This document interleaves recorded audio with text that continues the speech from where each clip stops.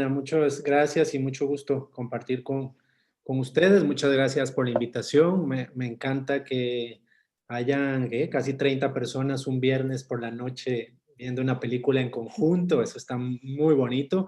José Luis, pura vida, ¿no? Pura vida es un saludo que usamos en Costa Rica como para casi todo, ¿no? Cuando algo está pura vida o yo estoy pura vida. Entonces, pues pura vida para todos, que es lo que necesitamos más que nunca, ¿no? Mucha vida, mucha salud.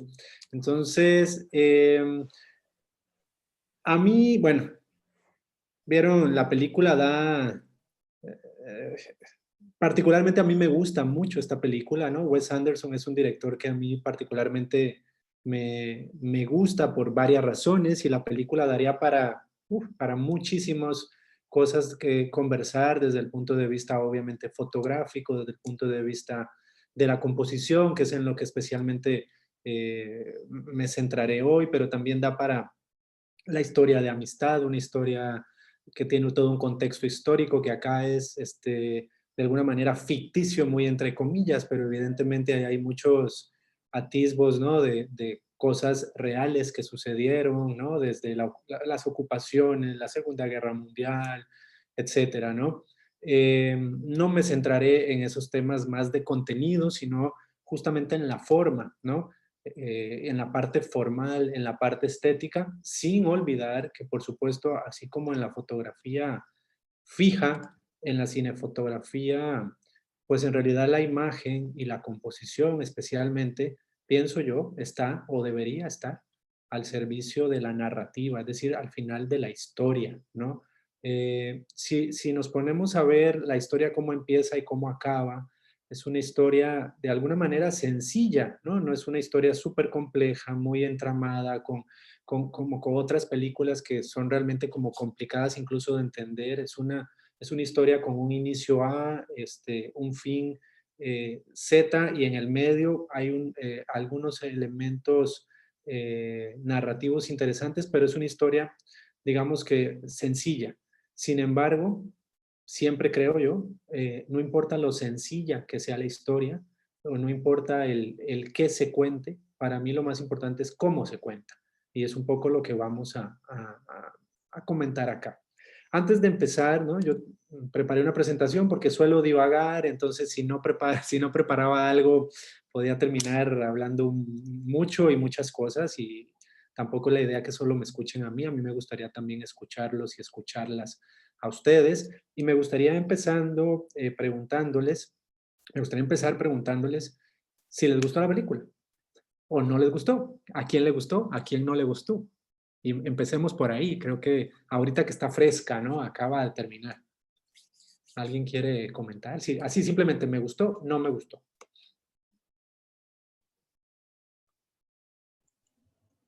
A mí sí Dice me José gustó. Luis. Ah, perdón, ¿quién habla? Yo soy Jimena. A mí Hola, Jimena. ¿Sí te gustó? sí, pero se me hace como complicada a veces. Como Complicada. que mm, la veo muy ajena a mí. Muy ajena. ¿Por qué? ¿Por qué te parece? ¿Por qué te gustó? Entonces hay algo ahí como que está padre, ¿no? Cuando algo nos gusta, no necesariamente tiene que satisfacernos en todo, ¿no? En que nuestra visión empate, y esa cosa de que a veces hasta una incomodidad o no me siento completamente identificado, identificada, de alguna manera quiere decir que la película tuvo un impacto en ti, ¿no, Jimena? De alguna manera, para bien o para mal, a veces algo que no nos gusta también es muy válido, ¿no? A veces por algo no nos gusta. Así como hay razones para que nos guste algo, pienso que el hecho de que no nos guste algo también es por algo, ¿no? Eh, Principalmente, ¿qué fue lo que más te gustó, Jimena? La ambientación, como que los escenarios. Los Y escenarios. los escenarios. ¿Y qué más? Pues como que los momentos de acción, Ajá. eso. Las secuencias de acción, ¿no? Ajá, sí. Las tomas también. Las tomas, como dice Susi Rojano, las tomas. Voy a ir así un poquito viéndolos. José Luis, a ti, gracias, Jimena. ¿Por qué te gustó? Bueno, a mí me gustó por la ambientación también, más que nada. Ujú. y por la atmósfera de cómo van sucediendo las cosas. También me atrapó. Eso que dices, José Luis, es bien importante, la atmósfera. ¿Cómo describirías la atmósfera de la película? O las atmósferas, porque creo que hay varias, ¿no? Pues hubo distintas atmósferas. Yo siento que hubo momentos como de tensión, por así decirlo, y hubo otros momentos pues más tranquilos, ¿no? Más tranquilos. ¿Qué te hacía diferenciar esos momentos de tensión y esos momentos más tranquilos? Además, obviamente, de lo que estaba sucediendo, de la historia, o no sé si viste algo en donde algo de cómo estaba mostrada esa escena, de cómo estaba ambientada o cómo estaban hechas las tomas, como dicen, te transmitía esa sensación de tranquilidad o tensión. Sí, exacto. Por ejemplo, muchas cosas entran en juego como la música, las tomas y bueno, eso más que nada, siento yo. La Eso, iluminación también. la luz, que es bien importante, es algo de lo que vamos a hablar, ¿no? Claro, es un conjunto y eso es lo padre del cine, ¿no? Que en el cine se conjuga música, edición, literatura, obviamente fotografía, narrativa, sonido, y eso es muy padre. Muy bien, gracias, José Luis. Cassandra, tenías ganas de verla y sí te gustó. ¿Por qué te gustó, Cassandra? En una palabra. Bueno, no, en dos o tres. Pues me gustó mucho el tipo de luces que tenían, que manejaban, como las tonalidades, me llamó mucho la atención y, eh, y la historia en particular está también muy interesante. Eso que dices, Cassandra, es bien importante y lo vamos a ver en un ratito, ¿no? Lo que hablas de tonalidades, que creo que va muy de la mano con lo que dice José Luis, o si no lo notaron, yo creo que eso ayuda a ir diferenciando esas atmósferas de decir, ah, mira, aquí es algo buena onda, aquí es algo padre, o aquí más bien hay tensión, o hace final, ese momento triste, ¿no? Del final, de alguna manera, y que tiene mucho que ver con lo que dices, Cassandra, de las tonalidades. Aquí, y Wes Anderson suele tener, es como un sello muy particular de este director y de su director de fotografía, que por lo general trabajan juntos, no en todas las películas, pero muy generalmente trabajan juntos. Wes Anderson con un director de fotografía, que en este caso se llama ay, se me fue el nombre ahorita, Robert Polman o algo así me parece, ahorita lo checo, pero que tiene que ver con el color, el uso del color en esta película no tiene solamente un uso estético, como decíamos, para que cada escena se vea bonita o para que se vea estéticamente correcta o armonizada o no, sino, y vamos a verlo, el color tiene aquí también toda una intención de narrar cosas, ¿no? Si entendemos los colores y entendemos un poquito de cómo funciona la teoría del color, que es parte también de la fotografía y de la composición fotográfica, vamos a entender a lo mejor Robert Yeomans, exacto, Montserrat, ese es el fotógrafo de esta película. Eh, Vamos a entender a un nivel más profundo la película, porque una película no solamente es el diálogo, no solamente es la historia, decía, sino también cómo cada escena está armada, desde cómo está armada la escenografía, cómo está armado cada escena, ¿no? Pero por supuesto tiene que ver el color, los planos y una serie de cosas que vamos a hablar de alguna manera eh, no tan profunda, pero que por lo menos se lleven algunas nociones.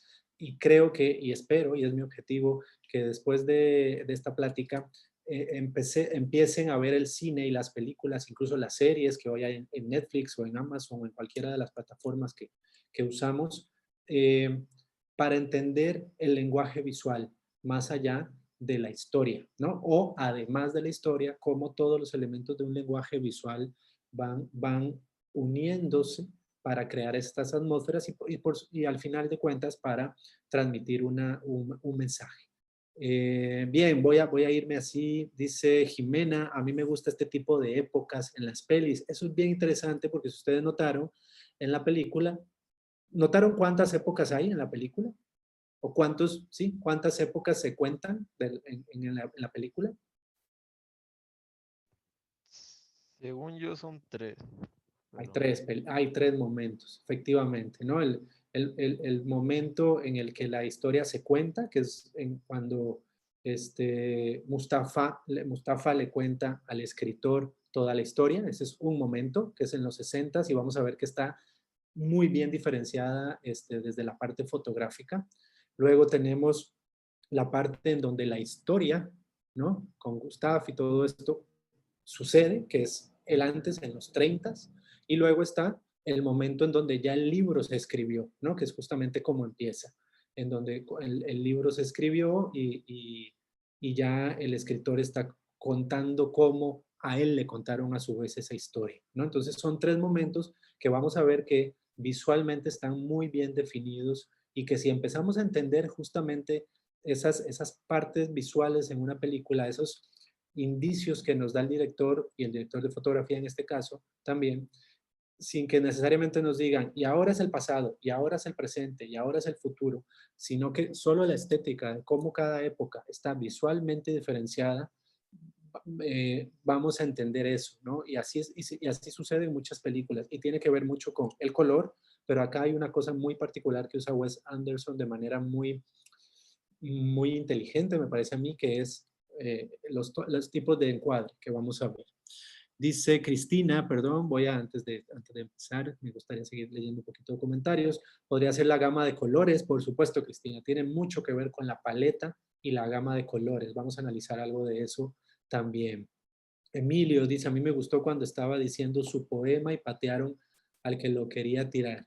Fue muy jaja. Sí, sí, eso es padrísimo, ¿no? Como dice Marí también, que hay una comedia, es una historia que tiene un poco de drama, tiene, o mucho de drama, ¿no? Tiene mucho de drama de film o de película nostálgica, ¿no? Eso de añorar el pasado y es algo también muy común de Wes Anderson. Si no han visto otras películas de este director, yo les recomiendo que vean otras o que en general cuando vean una película de alguien que les gusta, ¿no? O una película que les guste, traten de ver otras películas del mismo director para que vean al final, para que encuentren más bien justamente esos sellos, ese estilo, ¿no? Lo que llamamos en artes visuales o en el arte en general, el estilo, que al final para mí puede ser lo más difícil de lograr y que lleva muchos más años, ¿no? La parte técnica, el saber usar bien una cámara, ya sea de fotografía o de cine o de lo que sea, o un flash, una lámpara o equipos de iluminación más sofisticados. Sí, claro, es importante, ¿no? Pero eso es, digamos, es un ABC técnico que es igual aquí o en China, ¿no? Pero la parte de cómo yo uso eso para contar historias y cómo a mí me gusta contar historias es la parte del estilo. Piensen ustedes también en qué tipo de libros les gusta, qué tipo de historias les gusta, porque probablemente cuando ustedes cuenten historias, ya sea de manera verbal, de manera escrita, a los que les gusta escribir, o a lo mejor acá también hay alguien que le gusta o hace fotografía, o hace pintura, o hace música. Al final son medios de comunicación con diferentes herramientas, pero al final creo que todos buscan comunicar algo, ¿no?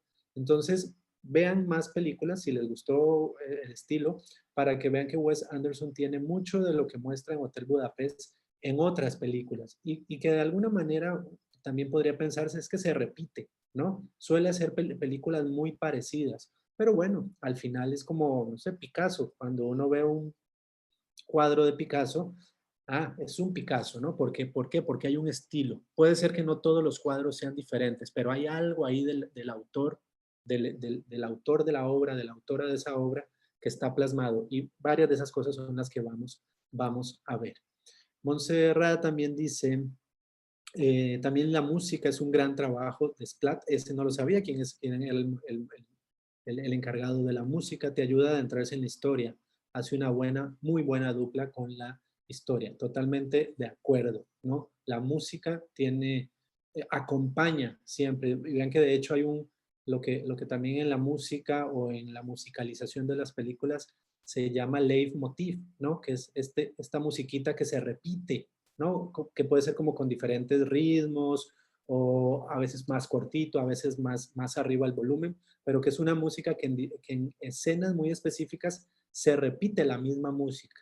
Y eso es un medio o es una herramienta que en este caso de sonido, que usa el musicalizador, en este caso, para decir esta herramienta, perdón, esta historia o esta escena está relacionada con la misma, con otras escenas en donde esta misma música aparece. Y si esto lo traducimos al lenguaje visual, vamos a ver qué pasa, algo muy parecido, ¿no? No se puede hacer una película sin música, es un elemento totalmente necesario, dice Susi. Sí, yo concuerdo. Hay películas sin música también muy interesantes en donde, o así como yo no soy músico, o tal vez sí, pero muy frustrado, ¿no? Siempre lo quise, pero me gusta mucho la música y creo que, como lo dicen los músicos, el silencio es tan importante también como las partes en donde hay sonido y en donde hay música, ¿no? Entonces, y así también en la fotografía, vamos a ver que la fotografía, así como yo puedo transmitir tranquilidad o silencio o tensión con la música o con el diálogo, con la fotografía también, y justamente esa es la función de la composición, que vamos a hablar un poquito más. Me voy a permitir compartir ahora sí la presentación. Por supuesto, seguiremos en esta interacción. De momento probablemente no voy a ver los comentarios porque voy a tener mi pantalla compartida, para que ustedes vean la presentación y yo también, para que ustedes la vean en pantalla completa, pues. Pero, por favor, siéntanse en la total libertad de interrumpirme y abrir el micrófono en el momento que quieran. Se me antojó el jugo de manguito, es manguito. Por favor, siéntanse en la libertad de abrir su micrófono y interrumpirme cuando quieran, cuando se les antoje, por favor. Me encantaría que eso sucediera. Voy a compartir pantalla. Aquí. ¿Ya la ven? Sí, ya sé. Sí, Súper. Bien. Composición fotográfica. ¿Alguien ha escuchado algo de composición fotográfica?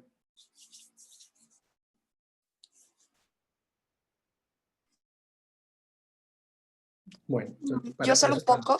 Sí, te escucho. Bueno, creo que es todos los elementos que necesitas, ¿no? Para tener una buena fotografía, una buena iluminación, el espacio, el ambiente, los objetos, o sea, como que todo lo que está a tu alrededor debe de hacer como un clic, no sé.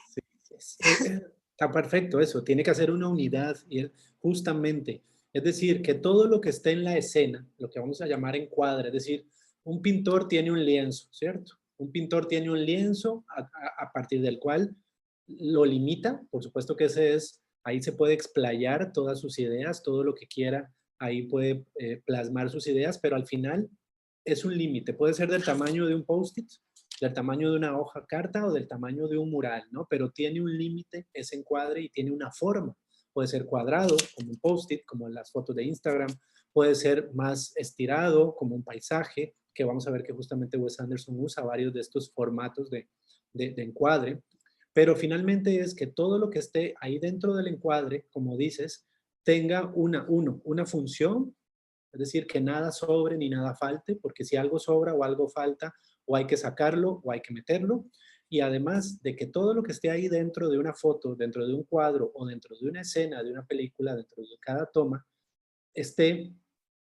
tenga una unidad, ¿no? Tenga, y no necesariamente una armonía, porque a veces es muy común asociar la composición con lograr fotografías o escenas armónicas, pero vamos a ver que también para justamente lo que decían antes de generar esos momentos de tensión, puede ser más bien que ahí la composición se rompa, se caiga, se desequilibre, porque justamente lo que yo quiero transmitir es esa tensión, ese desequilibrio, un cambio de atmósfera, etc. Entonces, como bien dices, tiene que ver cómo todos los elementos que están dentro de lo que yo estoy viendo como espectador hagan clic. Yo creo que es una gran definición, tengan una unidad. Y al final tiene que ver con lo que yo pongo acá, que es finalmente el arte de traducir visualmente una idea o una historia. Vean que aquí busqué en internet y por ahí anda, es posible encontrar por lo menos fragmentos del guión Gran Hotel Budapest, que es, aquí vean que es una escena, ¿no? Cuando Dimitris, bueno, leen, ¿no? Leen el testamento de la condesa y cuando le dicen, ¿cómo no? No te puedes llevar el niño con la manzana, ¿no? Y hay un enfrentamiento entre Dimitri y Gustav. Vean que en realidad una película empieza por esto. Eso es un guión, ¿no? Y el guión es literatura y el guión es texto. Ahora, el arte de la composición fotográfica, ya sea fotografía fija, que aquí también hay que diferenciar un poquito, aunque son lenguajes primos, hermanos, casi siameses, ¿no? La fotografía fija, que es la que hacemos con una cámara de fotos, en donde es una acción congelada, una rebanada de tiempo congelada, digámoslo así, para siempre. Y por otro lado está la cinefotografía, que tiene que ver con cómo aplicar también los criterios que ustedes decían o las herramientas de luz, de color, de composición, pero ahora a la fotografía en movimiento, ¿no? Por lo general, cuando hablamos del cine estamos hablando de 24 cuadros por segundo, es decir, en realidad cuando vemos una película son 24 fotos pasando cada segundo muy rápidamente. Bueno, a esa velocidad, a razón de 24 cuadros por segundo, y es por eso que nos da esa sensación de movimiento. Pero aplican los mismos principios de composición en fotografía fija o en fotografía de cine, lo que llamamos cinefotografía o también incluso la cinematografía. Supongo que han visto en los premios de cine, ¿no? Los más famosos, los premios Oscar, cuando premian a la película con la mejor fotografía, ¿no? Es de esto de lo que vamos a hablar. Por ahí me han dicho, oye, pero ¿qué hace un fotógrafo en una película? ¿Toma las fotos para el cartel que pone en el cine o qué? Sí, de alguna manera hay un fotógrafo fijo que va documentando toda la filmación, pero en realidad el cinefotógrafo, el fotógrafo, en este caso Robert Yeoman, es el encargado de traducir esto que vemos escrito, obviamente junto con el director, a cada escena, ¿no? Vean que aquí dice, Dimitri dice, llamen a la policía, ¿no? Vamos a demandarlo, vamos a presentar cargos, este es un criminal que le ha hecho daño a mi familia. Todo eso, vean que es un texto, es un párrafo. Ok, entonces entre Wes Anderson y Robert Yeoman dicen, híjole, y esto, bueno, ¿cómo nos lo imaginamos? ¿Cómo imaginamos, primero cómo nos imaginamos cómo es Dimitri? ¿Cómo está vestido? ¿Qué colores le vamos a poner? ¿Desde dónde lo vamos a tomar? ¿Vamos a enfocar sus ojos o todo el cuerpo o solo sus manos o solo su bigote? ¿En qué momento vamos a mover la cámara a Gustav y cómo va a estar Gustav iluminado? ¿Cómo va a estar vestido? ¿Desde qué ángulo va a estar la cámara para etcétera, ¿no? Todo eso es lo que la cinefotografía tiene que hacer, traducir visualmente una idea, en este caso, o una historia, que por lo general empieza así, con una idea muy difusa, o un guión tan bien estructurado como este, a aspectos, ahora sí, netamente del lenguaje visual. Estamos hablando de que son dos tipos de lenguaje.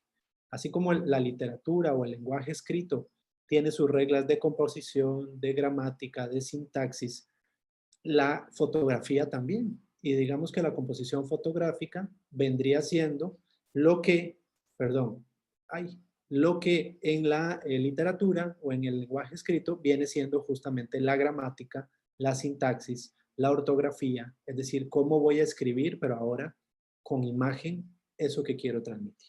Bien. Les dejo acá mis datos de contacto por si algo se ofrece después de la plática y desde seguir la conversación hasta si alguna duda se ofrece de la fotografía en general. Este es mi Instagram, ricardo.castro, perdón. Y el segundo también es otro Instagram, pero ese es un proyecto muy específico que tiene que ver justamente también con la música.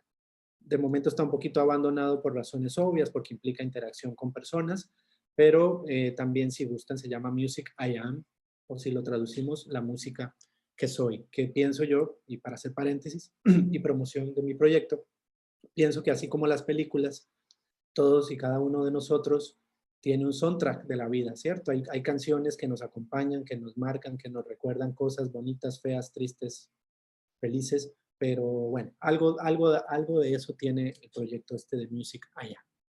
Bien, entonces cuando hablamos de composición fotográfica, voy a centrarme en puntos muy específicos para efectos de lo que quiero conversar hoy con ustedes a partir de la película. Hablamos de gramática visual, ¿no? Así como tenemos una gramática para escribir, también tenemos una serie de principios gramaticales, pero visuales, que tiene que ver principalmente con cómo encuadramos una parte de la realidad, ¿no? Cómo metemos al interior de una cámara o en un lienzo, en el caso de los pintores, un pedazo de realidad que puede ser real, valga la redundancia, como cuando tomamos fotos de la calle o en un mercado o de nuestros viajes, o ficticio, como en el caso de una película, o no necesariamente ficticio, sino armado, ¿no? Con una escenografía armada. Y que tiene mucho que ver con los puntos, con las líneas, con los contornos, con las formas, con las texturas y por supuesto con el color. Bien, lo que hablábamos, y no voy a entrar en demasiado tecnicismo, ¿no? Tampoco se trata de llenarlos de un montón de conceptos teóricos, pero algo para entender justamente cómo aplican estas cosas técnicas a la historia, y especialmente, obviamente, en el caso de esta película. Hay una cosa que en fotografía y en cine le llamamos o le conocemos como el formato del encuadre. También se le llama relación de aspecto. Es un nombre medio raro, pero bueno, así se le llama. Pero en términos sencillos tiene que ver con esto que ustedes ven, ¿no? Tal vez la mayoría, creo que todos acá son muy jóvenes para recordar cómo eran las televisiones antes, pero las televisiones antes, nuestras pantallas de televisión no eran como son nuestras teles ahora, que son así como alargaditas, ¿no? Que son Eran más, muy pesadas. además de ser muy pesadas y muy Eran grandes, dinosaurios. era un dinosaurio, ¿no? Y que tenían una espaldota, ¿no? Muy, muy grande. Tenían un largo por ancho muy cercano al cuadrado. No era cuadrado, sino que era este formato que le llamamos 4:3. En realidad 4:3 es que si hacemos esa división, lo que nos da es que es un poquito más largo el ancho que el alto. Las pantallas de hoy en día son este formato, el cuadrito que está ahí, el rectángulo azul, que se llama 16:9, que vean que es un poco más ancho, ¿no? Es más ancho que alto. Por eso es que nuestras pantallas son así como más aplanadas, más a lo largo, ¿sí? Y luego Sí, y está, si hablamos de las antiguas, disculpe, hasta tenían sí, antenas. tenían antenas, ¿no? Porque pues, no existía el cable, no existía obviamente el streaming, ni las plataformas, Sí. todo era por vía aérea, ¿no? Y luego tenemos este otro formato que se llama el 2.351, que es un formato mucho más alargado. Y aquí lo vamos a ver. En el Gran Hotel Budapest, estas tres épocas que comentábamos antes, ¿no? De el momento en que se cuenta la historia, el momento de la historia principal y el momento en el que el escritor ya grande está hablando sobre cómo le contaron la historia en la cual se basó su libro, es un recurso que usa Wes Anderson y Robert Yeoman para diferenciar las diferentes épocas en que se desarrollan esas tres historias. ¿Cómo? Véanlo acá. Si ustedes ven, cada vez que, por ejemplo, y aquí lo vemos, uno sucede en 1985, ¿sí? Que este es el escritor ya más grande, ¿no? Vean el ancho, perdón, es que voy a hacerlo así para poder ver aquí. Vean el ancho por el alto de este encuadre. Pero cuando todas las escenas que se refieren a 1968, que son todas las que se refieren a cuando el escritor está cenando, ¿no? con el señor Mustafa, y es cuando le está contando la historia, cambian a este formato, que es el 2:35:1. Vean que es mucho más largo que la primera época. Y cuando todas las escenas y toda la parte donde ahora sí se cuenta la historia de él, ¿no? Cuando era joven, con Gustav y todo esto, vean que es muy como las televisiones antiguas, que es el formato 4:3. Entonces vean que justamente, y esto coincide en que en la época de los 30, 40, todavía hasta los 50, 60, este era el formato que predominaba, tanto en las películas de Hollywood como en las televisiones. De hecho, si ustedes ven una película viejita ven que tiene como unas franjas negras. En su televisión ahora salen unas franjas negras a los lados, no sé si lo han notado. O como cuando en la tele pasan películas mexicanas de la época del cine de oro mexicano, aparece el cuadrado, pero no abarca toda nuestra pantalla. Y eso es porque en esa época el formato de las cámaras que se usaba era de este. Entonces, en 1932, época en que se desarrolla la historia con Gustave, se usaba este tipo de pantalla. Entonces, vea que Wes Anderson usa esto para decir o para diferenciar esa época. En los 60s, 70s, se usaba más bien este tipo de formato, sobre todo en el cine. También se le conoce como cinemascope a este formato. Es mucho más largo. ¿Por qué? Porque cuando surgieron, hubo un boom en los 60 de las pantallotas en el cine muy grandes, todo el mundo quiso estirar su pantalla, ¿no? Entonces, en los 60s, época en que también se desarrolla toda la parte en donde el escritor escucha la historia de parte de Mustafa, tiene este formato. Y luego, ya más adelante, en el 85, se usaba este formato, que es a partir del cual ya usamos o digamos que a partir de acá surge este formato y se populariza ahora, ¿no? Todas nuestras pantallas, si ustedes ven, cualquier pantalla que ustedes vayan a comprar para televisión va a tener este formato de que conocemos 16:9. Pongo aquí este 1.78 porque la división entre 16 y 9 nos da 1.78. Eso quiere decir que el largo de esta pantalla es 1.78 veces más grande que el alto, ¿sí? Acá sería igual, es más largo, es 235.1, sería 235 veces más largo el ancho que el alto, y aquí sería 1.33 veces más largo este que el alto. Por eso es que parece casi cuadrado. La relación de aspecto, por ejemplo, del Instagram es 1:1, es decir, el mismo largo por el mismo ancho, es decir, cuadrado. Sí, vamos por ahí. Entonces vean cómo en la película cada escena, perdón, cada época está diferenciada por un distinto formato de encuadre. Entonces, lo que decíamos, claro, aquí queda muy claro cuándo es el futuro, cuándo es el pasado y cuándo es el presente, ¿no? Pero en otras películas eso no es tan claro. Y entonces nosotros, si tenemos ya el ojo entrenado y detectamos estas cosillas que esconde el fotógrafo, o no las esconde, obviamente las pone ahí para que el que la entiende, digámoslo así, ¿no? Entonces, sin que nos diga, y ahora 5 años después, o 20 años después, o ahora 20 años antes. No, con solamente un recurso visual ya nos están traduciendo que hay 3 épocas diferentes, bien diferenciadas, valga la redundancia. Si vuelven a ver la película, pónganle atención. No sé si lo notaron ahora que vieron la película, pero cada vez que cambiaba de época, cambiaba el tamaño de la pantalla. ¿Sí? Eso tiene que ver con composición, que es simplemente estoy haciendo más grande el lienzo, ¿no? Les decía, aquí 1932 sería muy cercano a un post-it, 1968 sería más cercano como a un lienzo más ancho, más estirado, a una tela, digámoslo así, y el 16:9, 1985 sería el encuadre de una pantalla de televisión actual. Eso como primer punto que me quería rescatar de la película, que es bien interesante ese recurso, que no en todas las películas obviamente se aplica. Ahora, otra cosa bien interesante respecto a la composición de las escenas de esta película es cómo dividimos el encuadre o cómo divide Wes Anderson y su fotógrafo los encuadres. Ya dijimos que el encuadre no es más que esto, ¿no? Es el lienzo en el cual aquí yo tengo que acomodar mis personajes, la utilería, la escenografía, todo lo que, y esto aplica igual en fotografía fija y en el cine. Aquí, ¿cómo divide Wes Anderson los encuadres?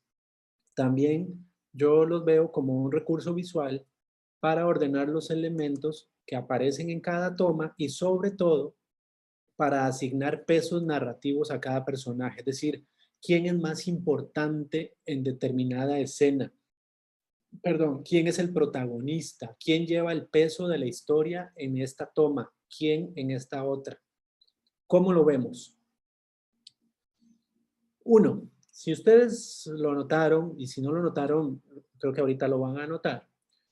Un recurso que suele usar Wes Anderson, y no solo en Gran Hotel Budapest, sino en la mayoría de sus películas, ahí sí eso es lo que hablábamos de que ese es un poco su estilo, ¿no?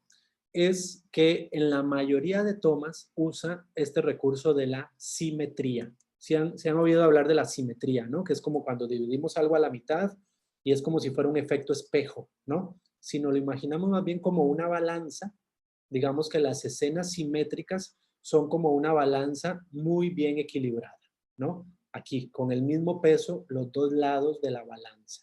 Y entonces justamente cuando Wes Anderson usa la simetría, que es casi siempre, y casi siempre en sus películas, nos está intentando traducir, nos está intentando comunicar que hay equilibrio, que usa el punto de fuga, que vamos a ver ahorita qué es eso que llamamos punto de fuga, para dirigir nuestra atención al personaje sobre el cual se supondría que debería dirigirse la atención, ¿sí? Y que hay, sobre todo, en el centro es donde está el punto de interés. Voy a poner algunas escenas de ejemplo marcado cómo está ordenado el encuadre y dividido el encuadre, incluso según en los diferentes formatos que vimos de 16:9, 4:3 o 2.35:1.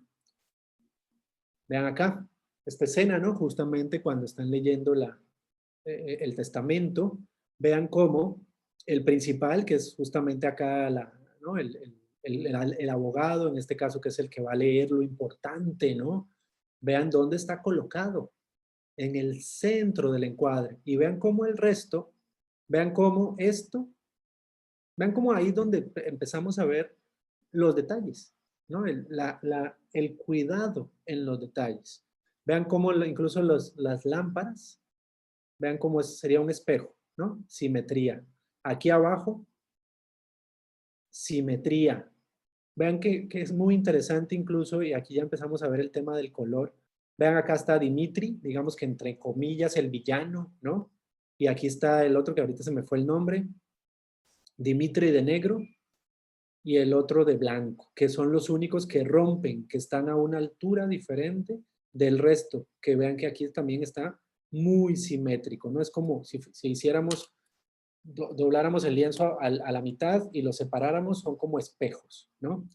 Vean cómo los elementos están aquí el interés en el centro, en el cuarto de arriba, en el cuarto derecho superior, en el cuarto derecho inferior y en el cuarto izquierdo inferior de la toma. Entonces vean cómo aquí es una escena muy equilibrada y lo único que rompe el equilibrio, perdón, son los personajes que están de pie, que además tienen colores antagónicos, blanco y negro.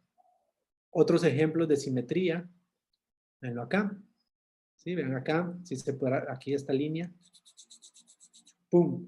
¿No? Vean cómo es un encuadre completamente simétrico, vean lo mismo aquí, una lámpara, una salida de aire, una salida de aire, otra lámpara aquí, otra lámpara acá, dividido por el encuadre, la copa, lo único que rompe, y aquí es donde nos dice entonces quién lleva la acción, vean que si Gustav todavía no hubiera tomado la copa, esta copita estaría aquí, haciendo una simetría perfecta. Entonces ahí ya sucedió algo que nos dice, seguramente quién es el que va a hablar, quién es el que va a tomar la batuta de esta escena. Bueno, el que de alguna manera rompió ese encuadre, esa composición. Si lo vemos acá, también, esto es un encuadre, vean acá, el escritor totalmente aquí al centro del encuadre, ¿no? Porque pudo haberlo puesto Robert Yeoman aquí o aquí, pero no, aquí también simétrico el asunto. Vean aquí atrás, vean que los detalles, sí es importante el personaje, lo que está atrás también. Lo que está atrás también son elementos que nos hablan de ese personaje. Ahí vemos premios.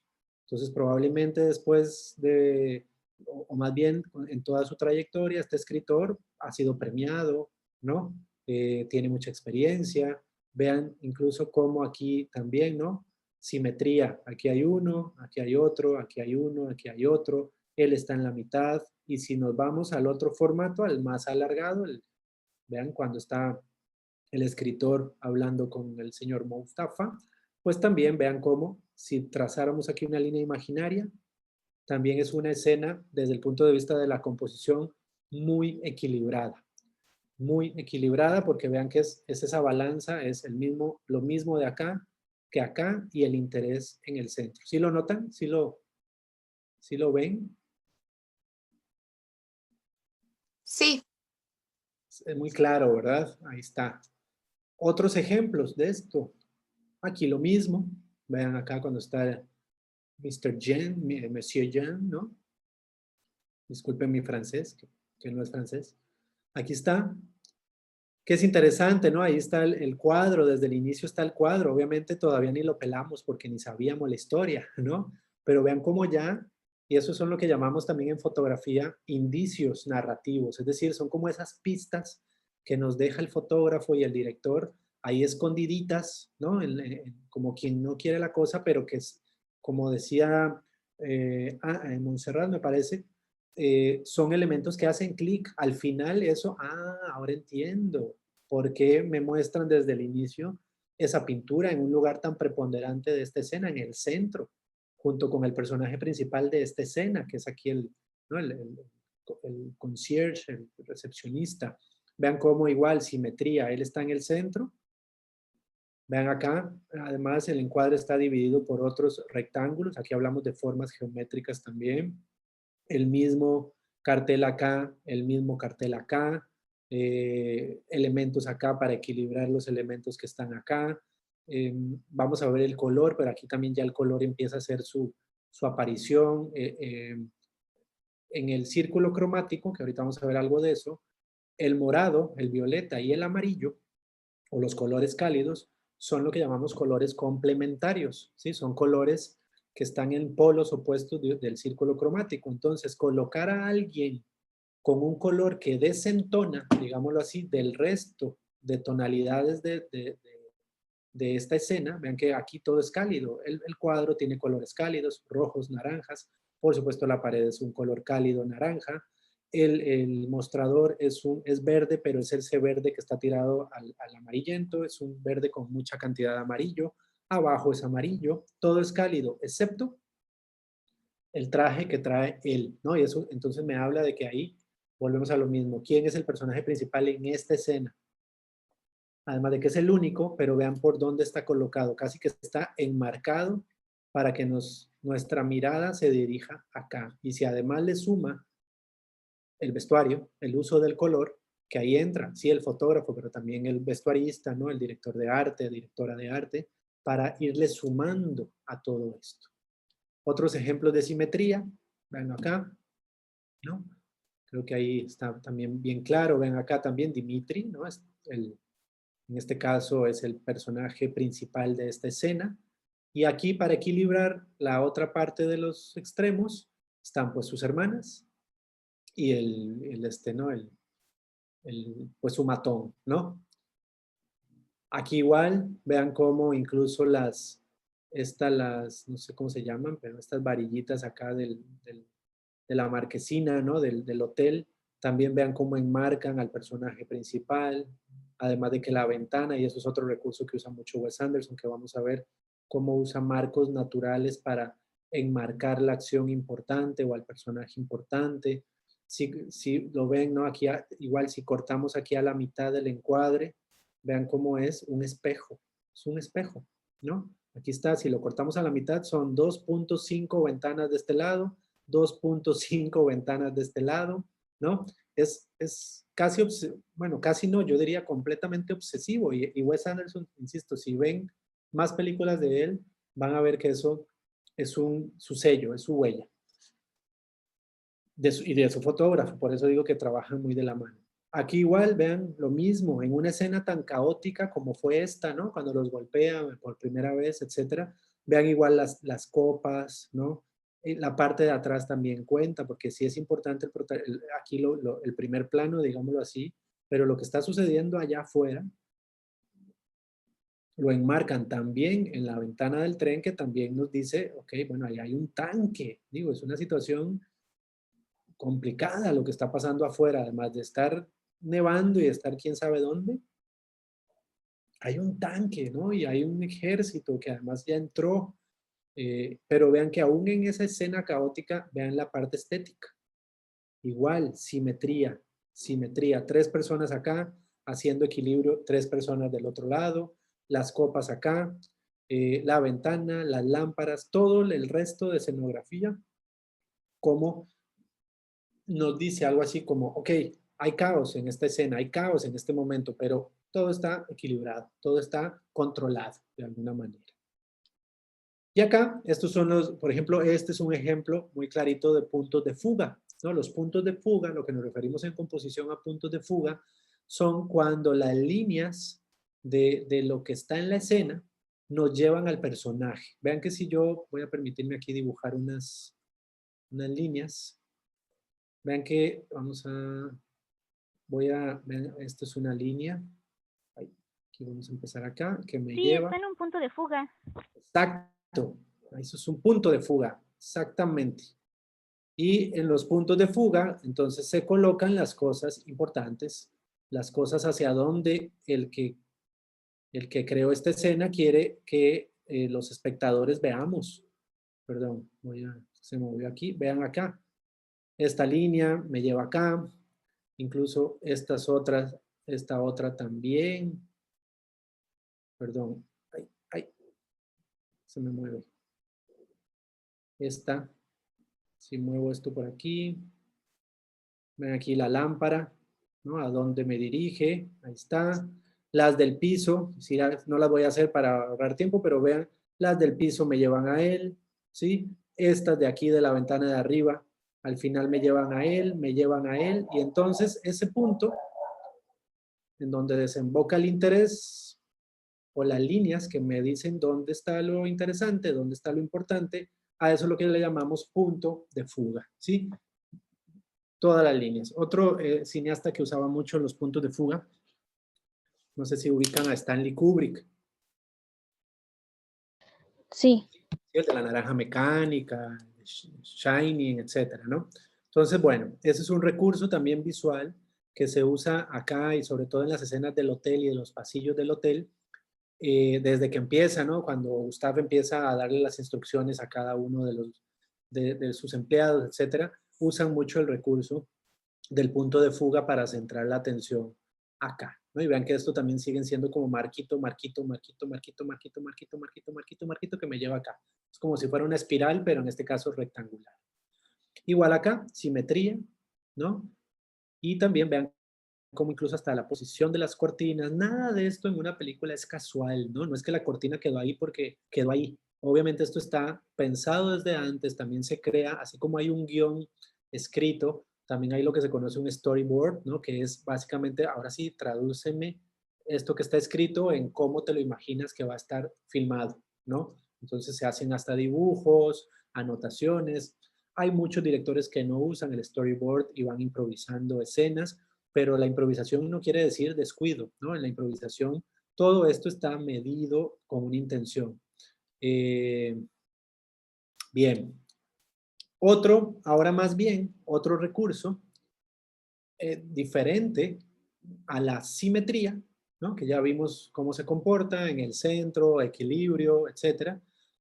En algunas escenas muy pocas, les decía porque realmente Wes Anderson es maestro de la simetría, pero también usa la asimetría como una herramienta para más bien desequilibrar, ¿no? Para desplazar el interés a uno, lo que llamamos tercios del encuadre o a un punto del encuadre diferente al centro, ¿no? Y ahí vamos a hablar también de tercios o lo que se conoce también en pintura y en fotografía como zonas áureas, ¿no? Que son esas zonas en donde el ojo atiende más, en donde detecta que ahí hay algo importante. Veamos acá, vean acá. Sigue habiendo simetría, ¿no? En cuanto a la escenografía, ¿no? Hay un centro, hay 2 sillones, etcétera.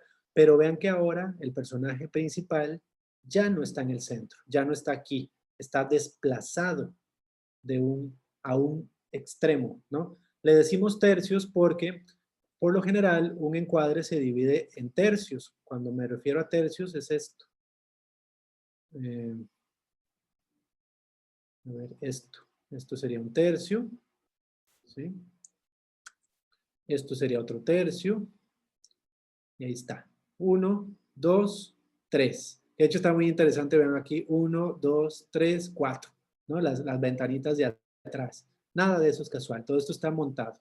Que de hecho leí que todas las escenas del hotel, dentro del hotel, es una plaza comercial que estaba abandonada en Alemania, ¿no? Entonces, y toda la ambientaron para que se convirtiera en el Gran Hotel Budapest. Todas las escenas del hotel de afuera es una maqueta, ¿no? No existe, es en miniatura que lo hicieron. Entonces vean cómo acá, más bien el interés o el personaje principal está en uno de los tercios laterales, ya no en el centro, aunque en el centro lo sigue ocupando allá en chiquito y allá en el fondo, porque ahora ya no son, en algún momento fueron, la conversación entre ellos era lo importante, recuerden cuando estaban hablando ellos así muy, con la cámara muy cerquita, ahora el interés se desplaza al señor Mustafa, ¿no? Que es donde nos lo presentan, que es bien interesante, no sé si pusieron o recuerdan y pusieron atención, la primera vez que aparece el señor Mustafa, lo presentan de todo lado, ¿no? La cámara de atrás, la cámara de arriba, la cámara de perfil y finalmente la cámara de frente. Es decir, nos hacen un retrato en 10 segundos o menos con la cámara para mostrarnos todas las facetas, todos los ángulos de Mustafa, ¿no? Entonces ahí donde la cámara se convierte en un pincel, donde la cámara se convierte en un lápiz para contarnos cosas, ¿sí? De hecho, por ahí Alfred Hitchcock, supongo que también lo conocen, ¿no? Lo han escuchado de Psicosis, Los pájaros. Él decía que en una película el diálogo entre los personajes debería aparecer solamente como un complemento cuando la cámara no era capaz de contar la historia por sí misma, solo con tomas. Y a mí esa escena, esa secuencia de cuando presentan por primera vez a Mustafa me gusta mucho porque también es bien ingenioso cómo nos muestran los diferentes ángulos de él con solo mostrárnoslo desde diferentes puntos de vista. Este es un ejemplo en donde el interés se desplaza aquí al tercio. Sí, perdón, ¿alguien quiere hablar? Además ayuda a que, bueno, por la psicología del color y todo eso, nuestro cerebro está, bueno, si vemos algo rojo, siempre tendemos a voltear a ver. Entonces ahí juega mucho porque todos son colores cálidos y el chaleco que usa abajo es rojo y el pantalón también vino. Entonces hace que a fuerzas voltees porque tu cerebro te hace voltear a ver a ese personaje. Entonces como que destruye todo el sistema de colores cálidos a un rojo así intenso con un color frío que es su saco que es azul. Entonces es como que a fuerzas te hace ver a ese personaje y aunque no esté en el centro, tu vista se va a ese tercio del encuadre. Exactamente, tal como lo dices, tal cual, ahí está. Y además le agregan el azulito, ¿no? Un color que está completamente en otro lado de la gama tonal de esta escena, que es el azul, ¿sí? Muy bien, justo, muy bien observado. Ven, acá está. Otro momento en el que el señor Mustafa cobra protagonismo sin estar en el centro. Ahí está, también en un tercio. Ahí está.